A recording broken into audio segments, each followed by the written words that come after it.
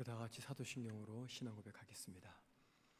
전능하사 천지를 만드신 하나님 아버지를 내가 믿사오며 그 외아들 우리 주 예수 그리스도를 믿사오니 이는 성령으로 잉태하사 동정녀 마리아에게 나시고 본디오 빌라도에게 고난을 받으사 십자가에 못 박혀 죽으시고 장사한 지 사흘 만에 죽은 자 가운데서 다시 살아나시며 하늘에 오르사 전능하신 하나님 우편에 앉아 계시다가 저리로서 산자와 죽은 자를 심판으로 오시리라. 성령을 믿사오며 거룩한 공예와 성도가 서로 교통하는 것과 죄를 사하여 주시는 것과 몸이 다시 사는 것과 영원히 사는 것을 믿사옵나이다. 아멘. 찬송가 487장 찬양하겠습니다. 487장입니다. 487장 찬양합니다.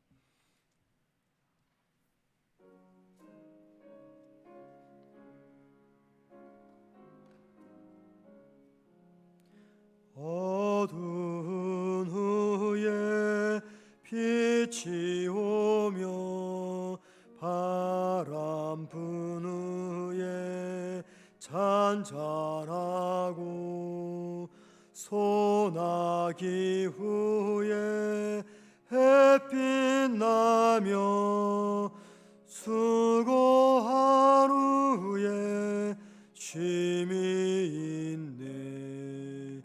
연약함 후에 강건하며 애통한 후에 위로받고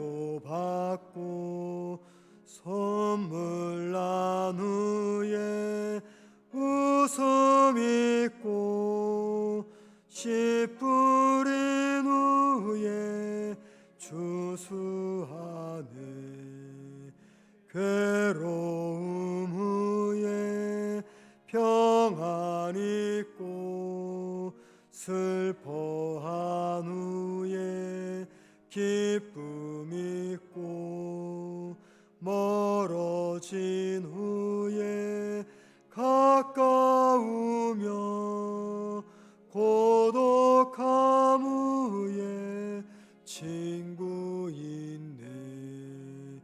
교생한 후에 기쁨 있고 십자가 후에 영광 있고 죽음 온 후에 영생하니 이러한 도가 진리로다.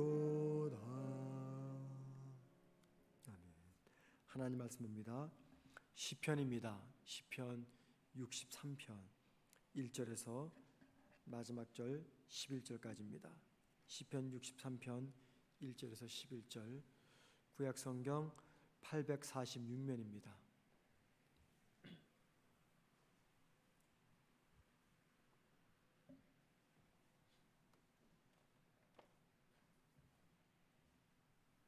제가 혼자 읽도록 하겠습니다. 하나님이여, 주는 나의 하나님이시라.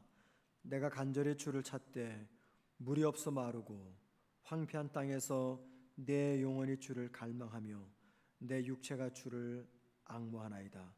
내가 주의 권능과 영광을 보기 위하여 이와 같이 성소에서 주를 바라보았나이다. 주의 인자하심이 생명보다 나음으로 내 입술이 주를 찬양할 것이라. 이러므로 나의 평생에 주를 송축하며 주의 이름으로 말미암아 나의 손을 들리이다. 골수와 기름진 것을 먹음과 같이 나의 영혼이 만족할 것이라. 나의 입이 기쁜 입술로 주를 찬송하되 내가 나의 침상에서 주를 기억하며 새벽에 주의 말씀을 작은 소리로 읊조릴 때에 하오리니 주는 나의 도움이 되셨음이라. 내가 주의 날개 그늘에서 즐겁게 부르리이다. 나의 영혼이 주를 가까이 따르니 주의 오른손이 나를 붙드시거니와 나의 영혼을 찾아 멸하려 하는 그들은 땅 깊은 곳에 들어가며 칼의 세력에 넘겨져 승냥이의 먹이가 되리이다.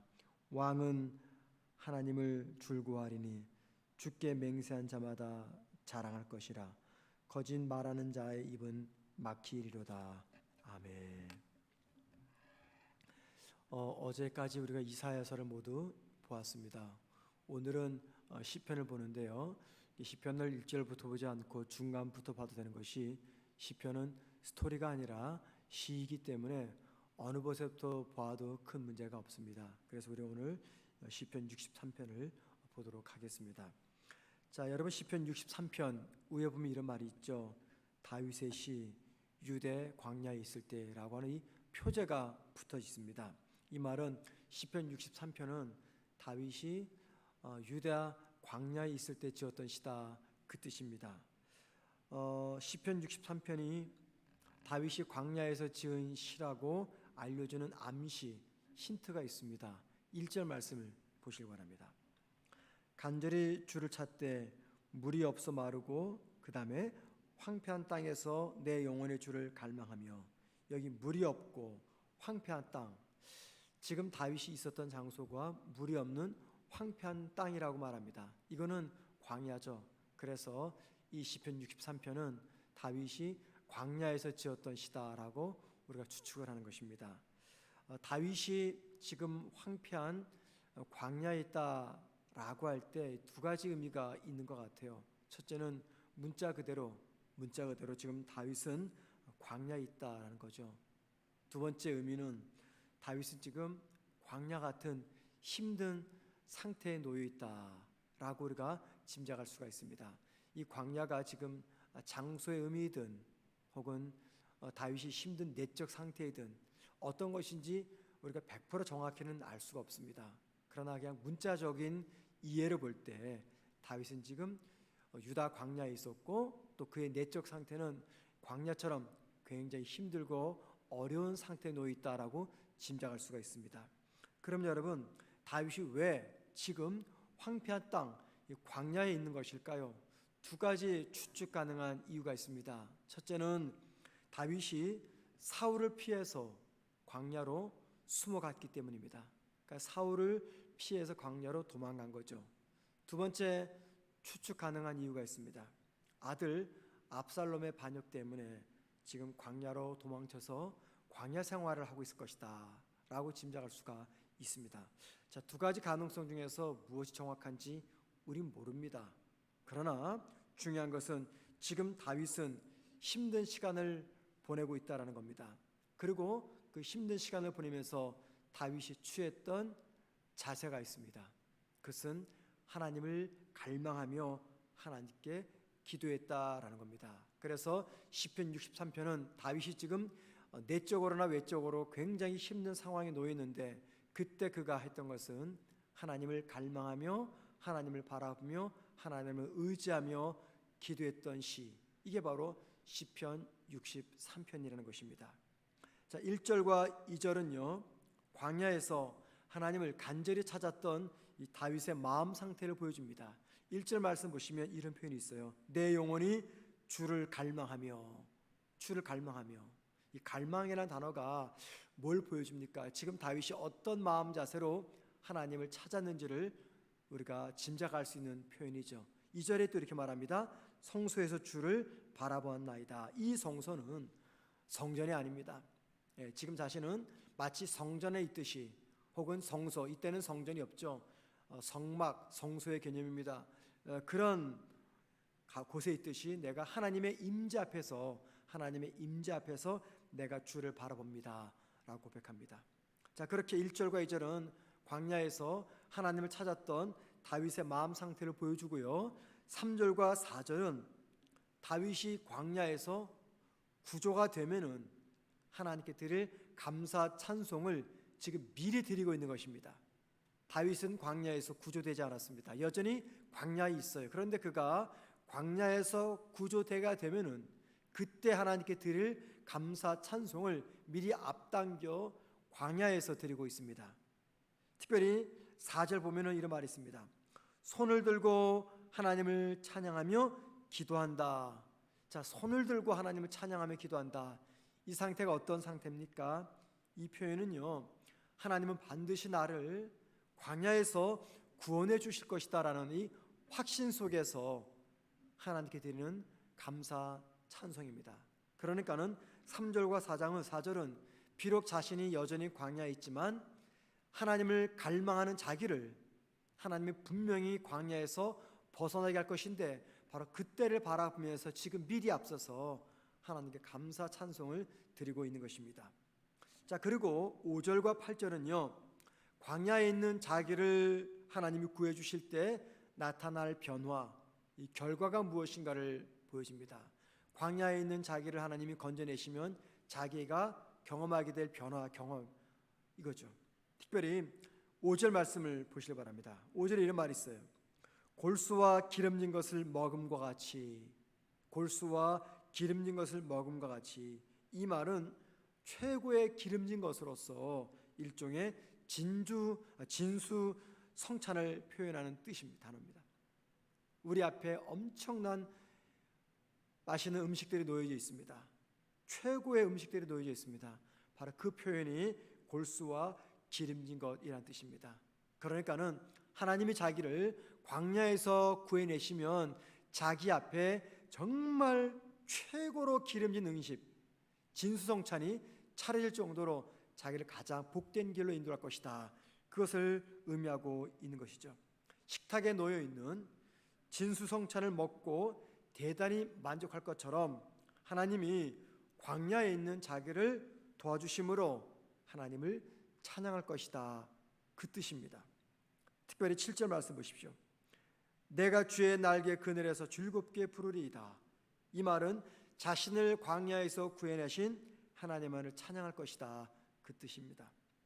자, 그렇게 한 다음에 9절과 11절에서는요, 광야에 있는 자신을 하나님이 도우셔서 승리할 것에 대한 확신을 고백하고 있습니다.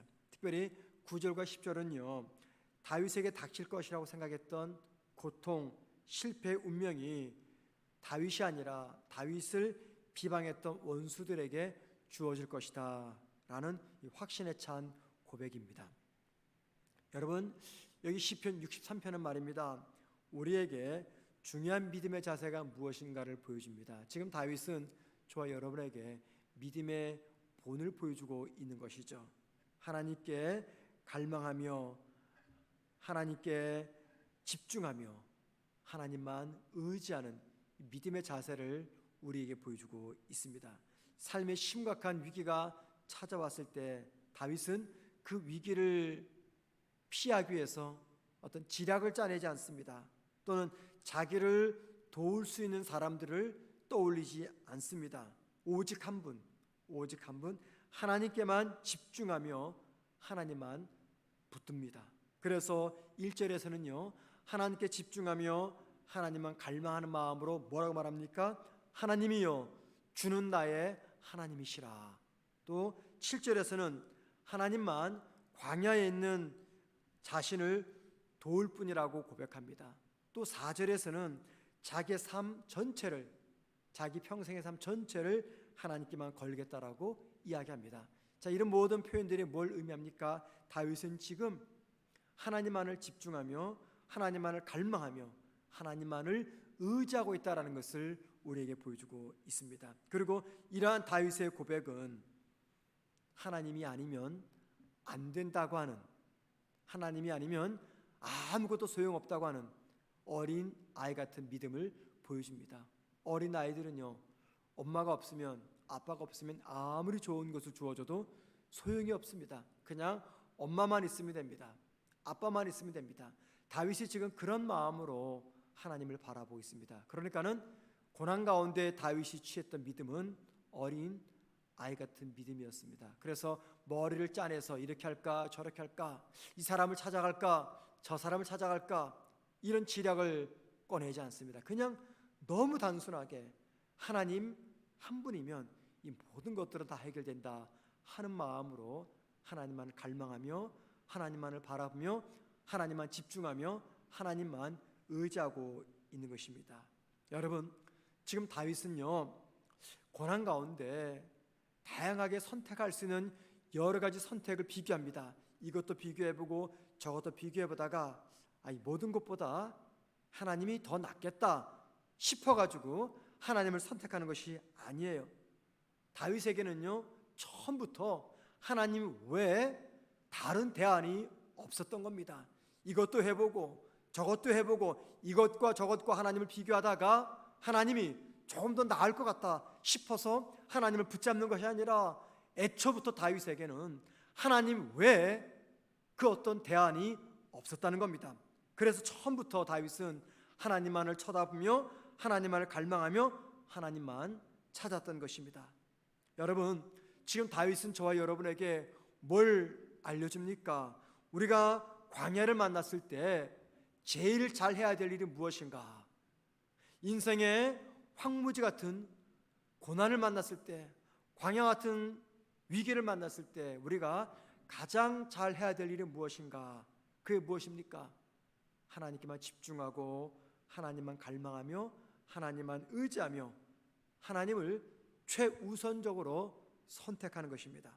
그리고 우리가 하나님만 집중하고 하나님만 갈망하게 되면은 하나님은 당신만을 바라보는 우리의 눈을 열어주십니다. 우리 그 눈을 영의 눈 또는 믿음의 눈이라고 이야기합니다. 그 영의 눈, 믿음의 눈이 열리게 되면 어떤 일이 벌어집니까? 육신의 눈에 보이는 광야라고 하는 현상 너머에서 일하는 하나님의 모습을 보게 합니다. 이게 바로 믿음의 눈이고 이게 바로 영적인 눈인데 언제 그런 눈이 주어집니까?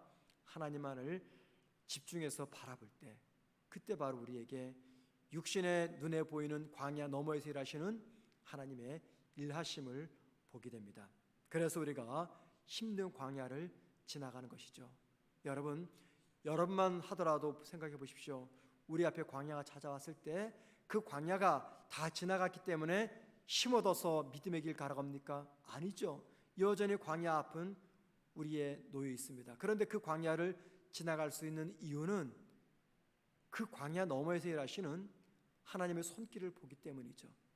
광야를 통해서 내 인생을 더 복되게 하실 하나님에 대한 믿음이 있기 때문에 여전히 광야가 있지만 그 광야 속에서 중단하지 않고 이 믿음의 길을 걸어가고 있습니다. 바로 하나님께만 집중하는 성도 주시는 하나님의 은혜라는 것이죠. 여러분, 하나님만 바라보고 힘든 광야 생활을 지나온 성도들, 그런 성도들이 어떤 찬양을 부를 수가 있겠습니까? 이런 찬양이죠. 이것이 나의 간증이요 이것이 나의 찬송일세. 나 사는 동안 끊임없이 구주를 찬송하리로다. 이 찬송은요, 인생길 광야를 만났을 때 하나님만 바라보며 그 광야를 지나온 성도가 부를 수가 있는 것입니다. 사랑하는 성도 여러분, 오늘도 우리 앞에 참 광야 같은 인생길이 놓여 있습니다. 어쩌면 어떤 성도들은 거의 다 지나온 성도가 있지만 이제 막 광야길에 들어온 성도도 있고 또 힘든 중간의 길을 지나가는 성도가 있습니다. 우리가 광야길 어느 곳에 위치했든지 우리가 가장 잘 해야 될 일은 다윗처럼 이것저것 따져보지 말고 이것저것 비교하고 재지 말고 그냥 단순하게 하나님만을 바라보는 겁니다. 제가 살면서 믿음 생활하면서 내린 결론은 그냥 한 가지예요. 하나님을 단순하게 믿자. 이것도 해보고 저것도 해보고 안 되다가 하나님을 찾는 것이 아니라 아예 처음부터 인간적으로 볼 때 내 지략과 내 계획이 맞는 것처럼 보이지만 아예 처음부터 그 다 내려놓고 그냥 하나님만을 바라보는 것이죠. 그게 하나님께서 우리를 바라보시면서 원하시는 겁니다. 바로 그게 어린 아이 같은 믿음이죠. 우리 모두가 살아갈 광야 같은 인생길 속에서 어떤 경우에도 하나님만을 집중하며 하나님만을 의지하며 하나님만을 붙잡는 어린아이 같은 그런 저와 여러분 되기를 주님의 이름으로 축원을 드립니다. 기도하겠습니다. 하나님, 우리 삶의 모든 것이 부족하여도 하나님만 바라보고 하나님께만 집중하는 이 믿음만큼은 최선이 되게 하옵소서. 이 믿음만큼은 풍족하게 하옵소서. 하나님, 이것저것 다 해보고 마지막 하나님을 찾아오는 것이 아니라 처음부터 하나님을 찾는 어린아이 같은 우리의 믿음 되게 하옵소서. 아버지, 참 힘든 시간들을 우리 성도들이 지나가고 있습니다. 마음이 답답하고 속상하고 어떻게 하는 것이 정답인지 알지 못해 이런 것도 해보고 저것도 해보고 우왕좌왕 방황할 때가 많습니다. 그런 저희들에게 다윗 같은 믿음을 주셔서 처음부터 하나님을 의지하며 나아가는 믿음의 자녀들 되게 하옵소서. 그렇게 하나님만을 바라보며 하나님께만 집중하는 저희들에게 믿음의 눈을 열어주시는 하나님의 은혜를 경험하게 하시고, 그 믿음의 눈으로 육신의 광야 너머에서 일하시는 하나님의 손길을 바라보는 우리 모든 성도들 되게 하옵소서. 오늘 수요 예배를 드립니다. 우리 많은 성도들 하나님이 기뻐하시는 이 공동체 예배에 기쁨으로 참석해서 하나님을 높이는 예배 공동체가 되게 하옵소서.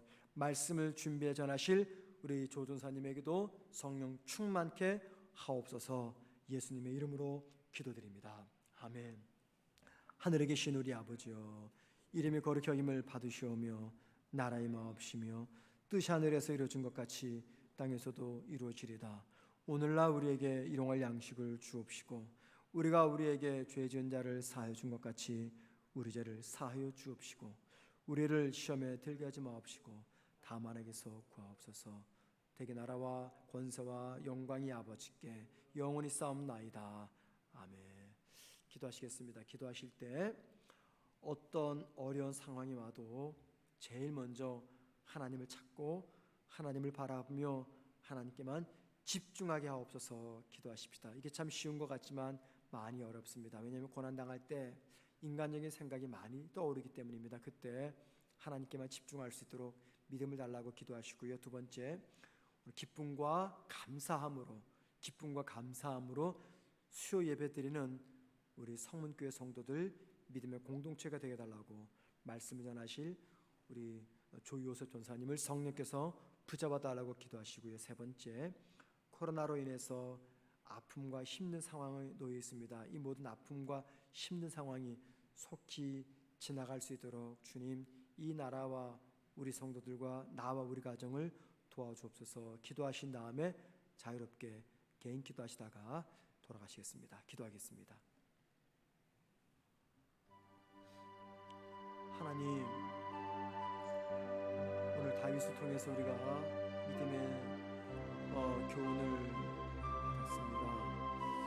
주님, 다른 것이 부족해도 하나님만을 바라볼 수만 있다면 그 속에서 풍성한 은혜를 누릴 수 있는데, 주님, 아무리 어려운 힘든 상황이 와도 우리가 가장 잘 해야 될 일이라는 하나님을 바라보며 하나님께만 집중하는 것임을 알게 하옵소서.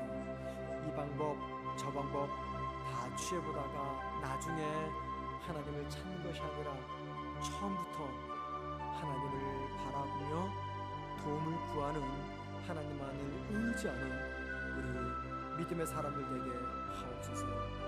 하나님, 오늘도 우리가 함께 공동체 수요예배를 드립니다. 기쁘고 감사함으로 수요예배 드리게 하옵소서. 말씀 전하실 우리 전사님을 성령께서 붙드셔서 준비하신 말씀 힘있고 담대하게 잘 전하게 하옵소서. 우리 모든 성도들 아버지 시간을 구별해서 함께 예배당에 나와 함께 주님을 예배하는 믿음의 공동체 되게 하옵소서. 주님, 여전히 중단되지 않는 이 코로나로 인한 아픔과 힘든 상황들을 우리가 지나갑니다. 아버지께서 우리 모두를 도와주셔서 이 위기를 잘 극복하게 하옵소서. 여러분, 기도하실 때 아프가니스탄의 심각한 상태를 위해서 함께 꼭 기도하시고 그 나라의 국민들이 피해를 입지 않도록 함께 기도하시기 바랍니다. 계속 기도하시겠습니다. 사랑하신 하나님 아버지, 저 아프가니스탄의 심각한 위기를 보시는 하나님, 힘없고 선량한 국민들이 많은 고난과 아픔 속에 있습니다. 생명의 위협을 당하고 미래의 삶이 불투명한 상황 가운데서 아버지, 큰 어려움 속에 놓여있는 그 땅, 그 국민들을 기억하시고 그 땅에 평화와 안정을 허락하여 주시옵소서. 아버지 하나님, 똑같은 하나님께서 창조하신 피조물인데 그 나라의 많은 국민들 주님을 섬기지 못하고 우상을 섬기며 여러 가지 힘들고 어려운 상황 속에 놓여 있습니다. 아버지, 군부 독재가 그 땅의 국민들을 힘들지 않게 하도록 도와주시옵소서. 아버지, 주님께서 그 땅 국민과 백성들 힘들고 어렵고 여러 가지 상황 속에 놓여 있는 그 나라 그 백성들을 아버지 불쌍히 여겨 주옵소서. 은총을 베풀어 주시옵소서. 전 세계가 주시옵소서. 주님